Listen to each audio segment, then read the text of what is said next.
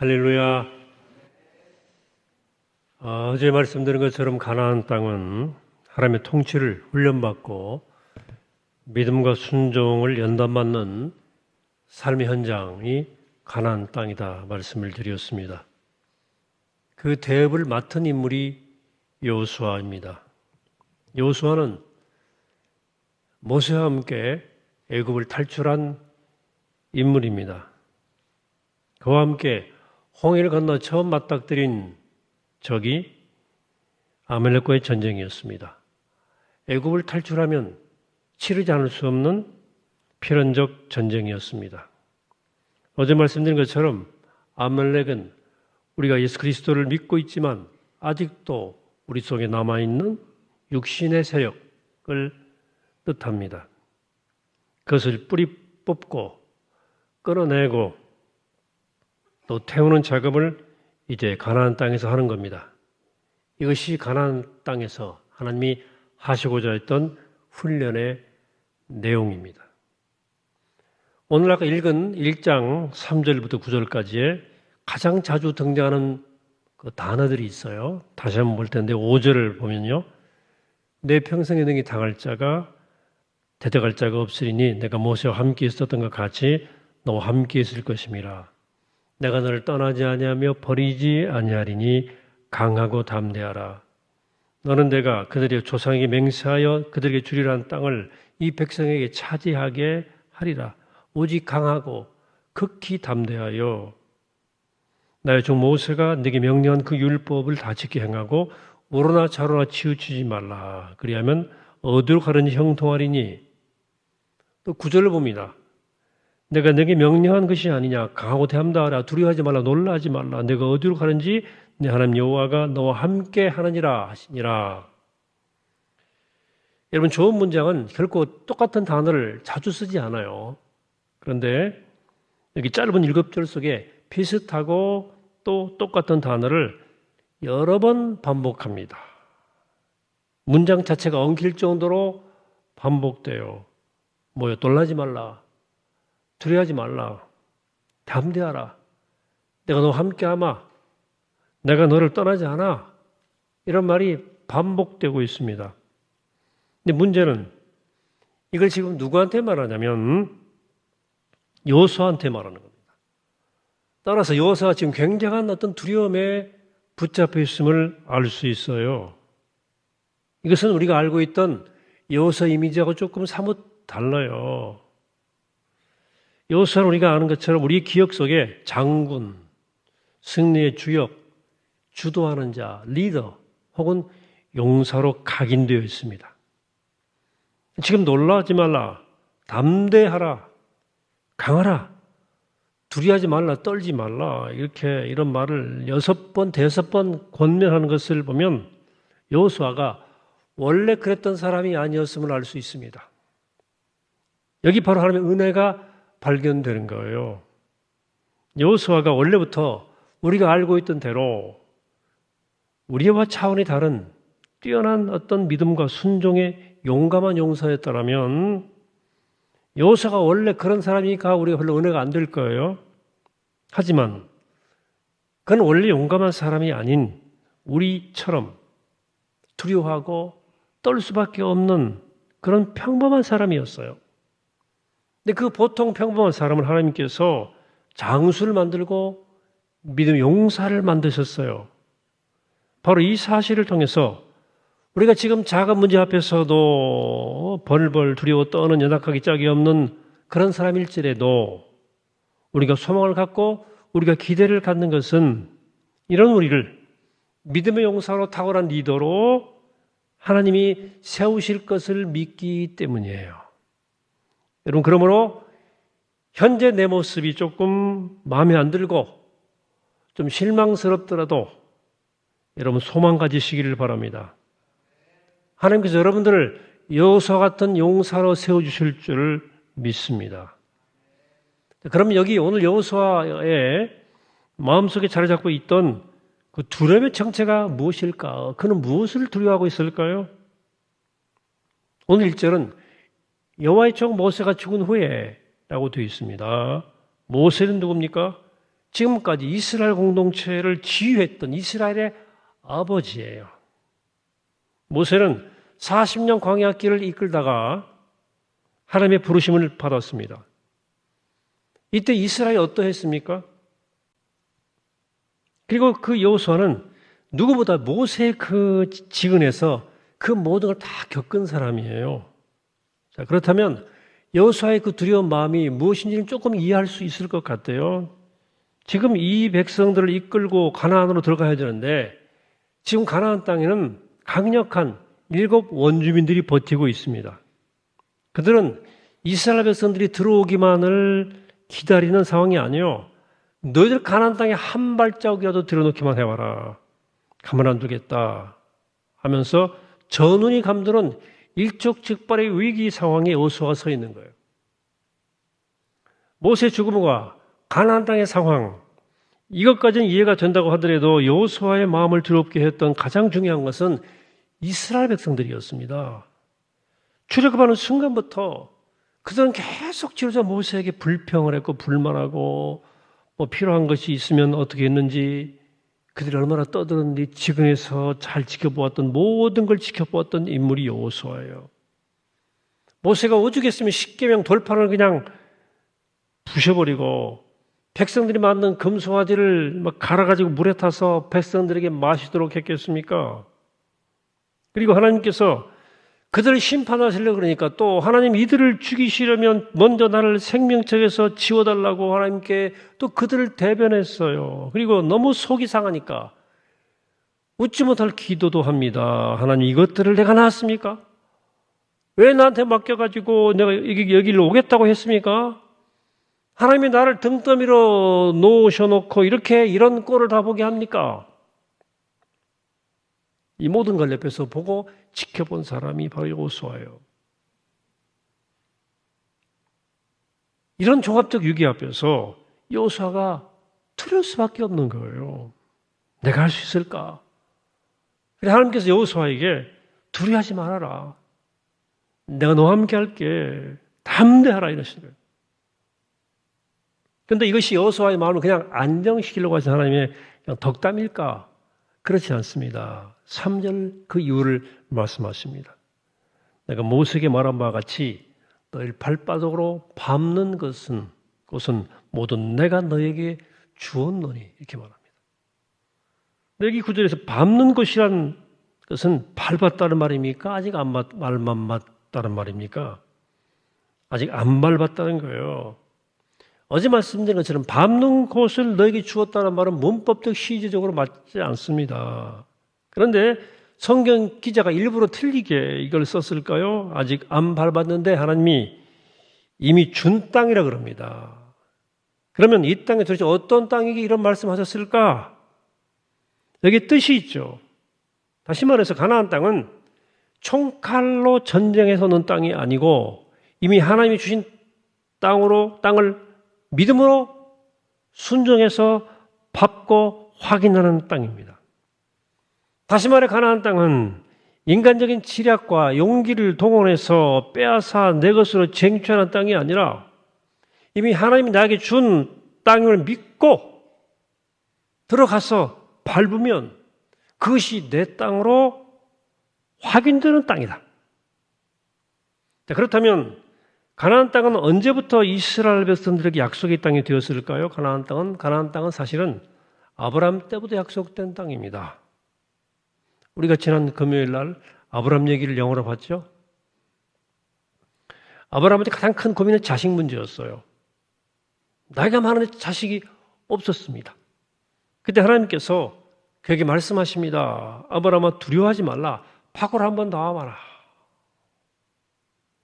그러면서 아브라함이 밖으로 나가니까 하나님이 발에 보석을 뿌려놓은 듯한 하늘을 펼쳐 보이면서 말씀하십니다.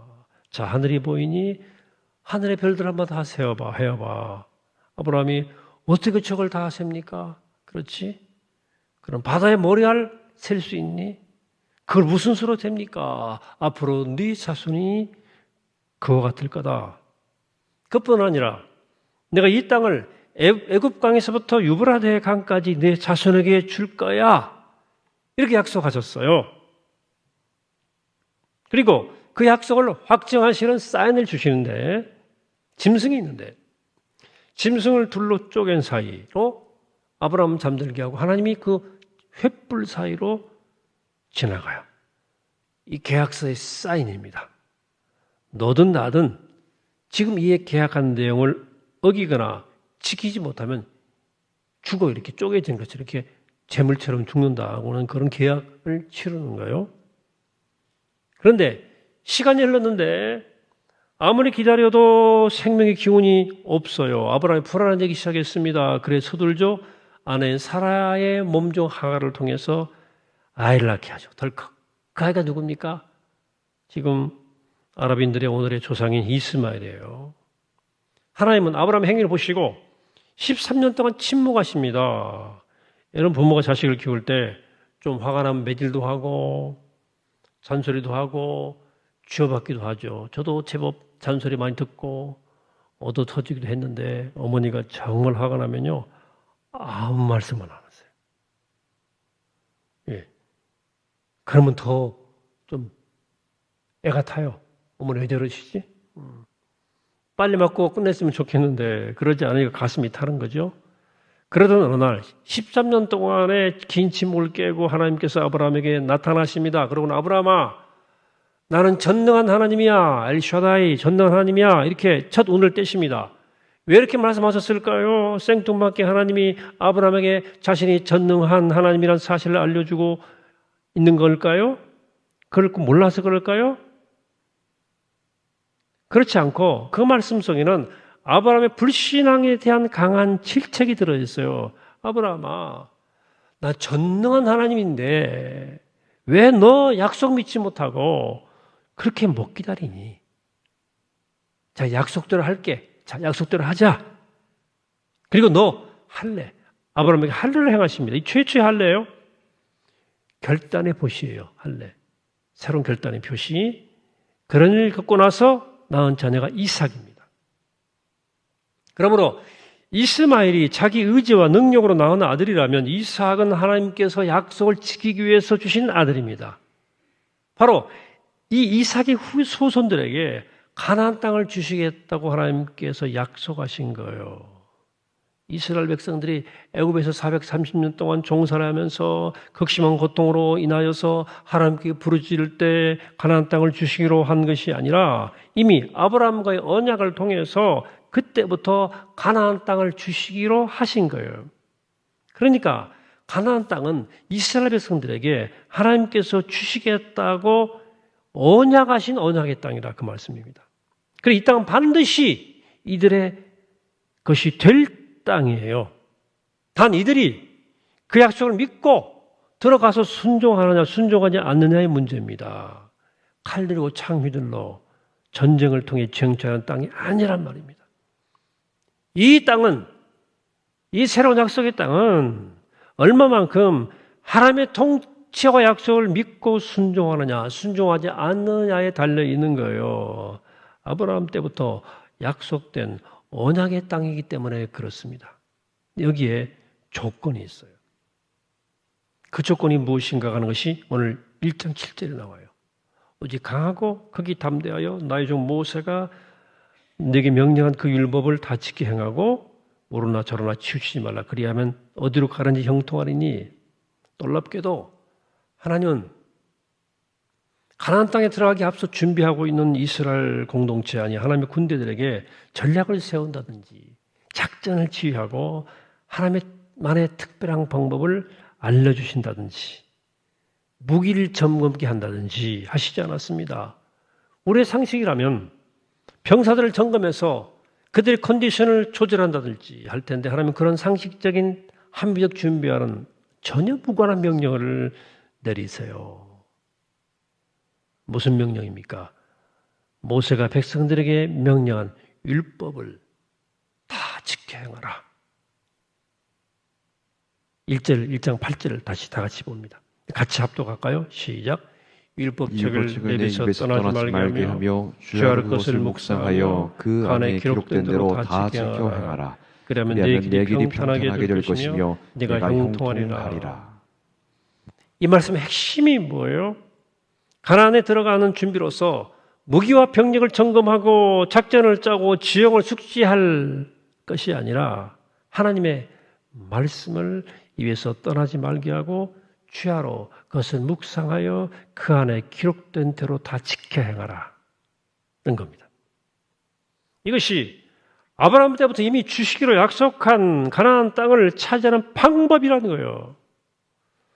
앞에서 말씀드렸다시피 가나안 땅은 총칼로 전쟁을 해서 얻는 땅이 아니라 인간적인 지략과 방법을 통해서 동원해서 쟁취하는 땅이 아니라 이미 하나님 주신 땅을 믿음으로 순종해야 얻을 수 있는 땅이다.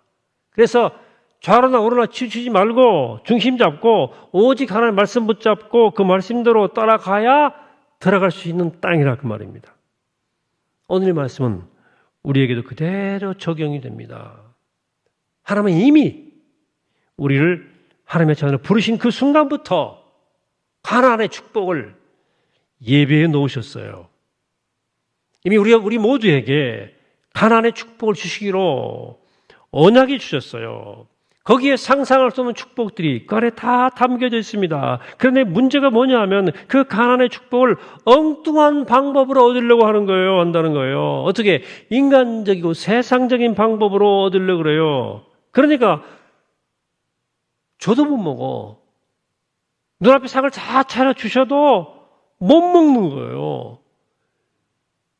이상하죠?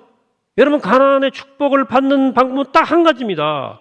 그건 뭐냐? 주야로 하나님 말씀을 묵상하고 지켜 행하는 거예요. 참 신기하게도 정말 신기해요. 이것만 하면 가나안의 약속을 받을 수 있는데 놀랍게도 사람들이 이것만 빼놓고 다른 건 다 한다는 거예요. 이런 역설이 어디 있습니까? 별짓 다 해요. 이것만 빼놓고. 하나님께서 분명히 말씀을 통해서 주야로 주의 말씀을 묵상하고 지켜 행하면 가나안 땅에 축복이 열리게 해주시겠다고 약속해 주셨는데도 불구하고 사람들은 하나님 말씀을 묵상하고 지켜 행하는 것에는 별 관심이 없고 언제 주시는지 뭘 주시는지에만 관심이 있어요. 그러니까 가나안의 축복이 안 열리는 거예요. 열릴 수가 없죠. 사랑하는 여러분, 말씀을 맺습니다. 하나님이 이미 우리에게 주시겠다고 약속하신 그 하나님의 은혜와 축복이 열려지기를 소망하십니까? 그렇다면 하나님이 원하시는 단 한 가지, 주야로 하나님 말씀 묵상하고 그것을 지켜 행하시게 되기를 축복합니다. 그러면 열립니다. 바라기는 우리 모두 주야로 말씀을 묵상하는 이 길을 감으로 이미 주신 약속을 받고 누리는 가나안 땅의 은혜와 축복을 누리는 주인공들이 다 되시기를 이 시간 주의 이름으로 간절히 축원합니다. 기도하겠습니다. 거룩하신 아버지 하나님, 약속하신 땅, 내가 언약된 가나안 은혜와 축복 열리기를 소원합니다. 우리 그 마음과 기도를 가지고 첫걸음 주님 원하시는 단 한 가지 주야로 그 말씀을 묵상하고 그걸 체득하고 그것을 내면화해서 그걸 지켜 행하는 그 길을 감으로를 통해서 우리 앞에 가나안 땅에 일러지는 은혜와 축복을 누릴 수 있도록 우리 모두를 축복하여 주옵소서. 감사드리옵고 예수님의 이름으로 기도합니다. 아멘.